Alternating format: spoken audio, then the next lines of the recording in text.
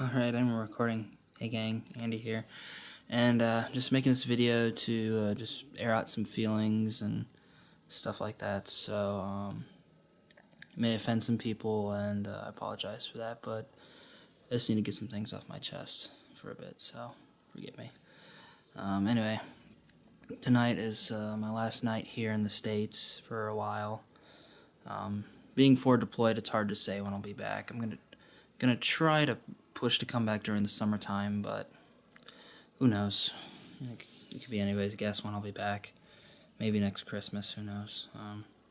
All depends on ship schedule and just plane ticket money, because it's not cheap coming back to the States from Japan. It was about $1,400 and some change round trip to get here, so that's a big factor that plays into it. And yes, I do make more money out in Japan, but still, you know, $1,400 does take some time to save up for, and now I have an apartment, so I have to start building that up and get furniture and stuff like that. So it's going to be a little more difficult to save up than it was before when I was just living on the ship, but that's okay. You know, these things usually take time. But anyway, I just got done looking through a box of old photos and stuff like that sitting right there. I mean, you can't really see anything, but you can see kind of like the old retro, like 35mm stuff, the little pamphlets that they came in back in the day. And I kind of got a kick out of reading some of the coupons, you know, get like, you know, blown up photos twice the size, expires November 1985 or some crap like that. And I just got a kick out of it. And it also brought up some pretty emotional memories as well. You know, just, you know, I saw pictures of my dad, and, you know, just pictures of places where we grew up, and places where we visited, if I could say that right. And, you know, it brought a lot of emotions out in me. And you know, I'm getting closer to that age where, you know, I gotta start thinking about, you know, raising a family and, you know, starting a family of my own, because, you know, I'm not getting any younger, I guess. But, you know, I just turned 28 in December, if you can believe it. I can't. Yeah, and actually today, well, actually not today, the other day, I went down to the store to pick up some 5-hour energies because I was feeling really tired that day. And one of the lady in the back counter was like, you know, you have to be 18 to buy those. And I thought she was just being nice with me. And I went, that's funny. But she, like, seriously carded me because she thought I wasn't 18. Like, you serious? I mean, I appreciate it, but dang. You know, really? I don't know. It's whatever. But yeah, the passage of time moves on, and, you know, another indicator of that is, you know, this whole time I've been here, I've been in the States for about 2 weeks now, and, you know, I've only hung out really with just one of my friends. I mean, it was great to see family again, you know, family that I haven't seen in a while. You know, it's always great to see family.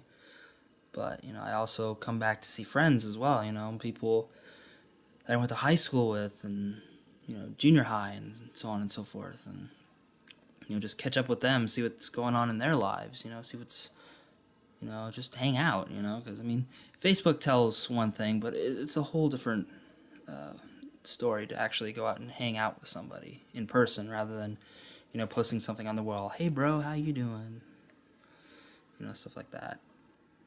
So I wanted to do that while I was here, but unfortunately, I didn't get the chance, and you know, as much as I want to blame them for not making the effort to come out and see me, you know, I don't know if it's simply that, or if just a product of us getting older and being consumed with our lives now. It's a lot different than it was, you know, not just high school, but college and a little post-college, you know, where we all lived about 5 minutes away from each other, and, you know, our schedules were pretty flexible, so, you know, if we wanted to go hang out, you know, we could just stop on by, and we're only like 5-10 minutes away from each other, so it was pretty easy to hang out. And I honestly miss those times. It's starting to get a little emotional here, but you know, it's the times that you hang out with your friends, at least for me, that really mean the most. It's just, you know, we didn't even really do anything. It wasn't like we, you know, made a big trip and oh my god, that was such a big moment. It was all the little moments kind of, you know, put together that, you know, really, you know, impacted me the most. Just hanging out, not really doing anything, not really having a plan, you know, just talking, shooting the shit, stuff like that. You know, those are the moments that really mean the most to me, not doing something or going somewhere. It's just hanging out with my friends. And, you know, I really miss that, being in the military, because, you know, as much as I, you know, want to make military friends, at the end of the day, you know, it's all going to come down to talking shop. And, you know, I get away from work to get away from that. You know, you know, at the end of the day, I take the uniform off, put on my regular people clothes, and go out, and, you know, I don't want to talk about, you know, what I did that day, or who, you know, so-and-so giving me the business about something, or whatever. You know, I want to leave work at work and just go home, you know. And I think that's also part of the reason I haven't been very consistent with NFAX lately, you know. And I can say, you know, well, I haven't been getting good enough questions, or whatever, but I think it's mostly just, you know, it's starting to feel like, you know, I'm talking about work, and it basically is. And granted, my work is interesting, don't get me wrong, it's not like I'm sweeping floors or flipping burgers or anything like that, but, you know, it's definitely interesting stuff. But, you know, at the end of the day, when you take off the uniform and you go home to your live, you know, it's the last thing you want to talk about is work. You know, that's one of the reasons I haven't been doing NFAX in a while. And plus, due to the nature of my rate being a very, you know, classified, secret-oriented rate, it's very difficult for me to discern what I can discuss with you guys and what I can't, because, like, not at least 90 to 95% of the stuff that I do, I can't really discuss. I can't talk about it, which is sad, because, you know, being a sonar tech is a very interesting thing, and I really want to talk to you guys about it, but it's largely classified material and classified information, so obviously I can't do that. And even just, like, giving you a tour of the place where I work is also classified material. It's very difficult to break down those walls just because of the secrecy and the nature of my work. You know, it's not like back in San Diego where it was a much more relaxed atmosphere, and, you know, granted, you know, people weren't leaking secrets or anything like that, but, you know, it was a lot more laid back of an atmosphere, and, you know, you could bring your wife or your kids on the boat, and, you know, if you had duty that day, you could eat with them and stuff like that. And, you know, I see some people on my boat do it too, but I don't know, it's a much different atmosphere, the Lassen compared to the Kurtz. You know, the Kurtz was family. I mean, there's no doubt about that. And my job when I first got on there was just figuring out, how do I fit in to this already established family? Where do I fit in? You know, where's my niche? Where's my place in this already established family?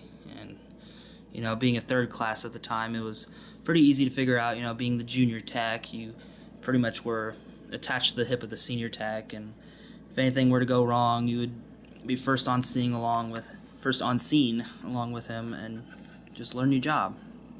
And then when I made second, that's when things started getting difficult. I mean, not immediately, but when I got to the Lassen, just because on the Kurtz, everybody got advanced a pay grade during my time there. I was only there for like 8 months, and everybody got advanced, so it didn't feel like, you know, we were training the junior guys or managing the junior guys, because everybody was on an equal playing field, pretty much. You know, it was a whole bunch of seconds, 1/3, a first, and a chief. That's all we had. and that's just the way it was. So, we didn't feel like we were superior to anybody. We just felt like, we were on equal playing ground. Whereas on the LASN, there's junior guys who, for the large part, look up to us and expect us to assume a more leadership role, more supervisory role, as well as get in there and get your hands dirty and stuff like that. And then there's a couple third classes that are trying to go above and beyond, and God bless them. That's great. But still, it's a very fine line between going above and beyond what's expected of you and stepping on the toes of the higher chain of command. And it's something they have to figure out, because every once in a while they just step on some toes, and it just bothers me. And also being a very junior second class and being stationed on a completely different ship. Frigates and destroyers are way different from each other. They have different systems, different setups, and they expect me to assume some kind of leadership role, like I've been working on destroyers my entire career, and I haven't. But they see the double chevron, and you're a second class, you should know everything. It's like, the fact of the matter is I don't know everything. And granted, I'm a lot better now than I was when I first got on the boat. I was just flat out terrible when I got to the LASN. It was bad. I had a lot of difficulty adjusting to the new workload, the new division, new everything. And on one hand, I was glad to be in Japan, because I'd finally realized my life goal, being in Japan, and that's great. But the workload and what it took to get to that point and to stay at that point was really, really getting into me, and that's something that a lot of people don't realize. It's just, the hardship of being in the military, and I'm not just talking about, being, deployed in Iraq or Afghanistan. I definitely thank those people that are out there, but also, for other commands, maybe you're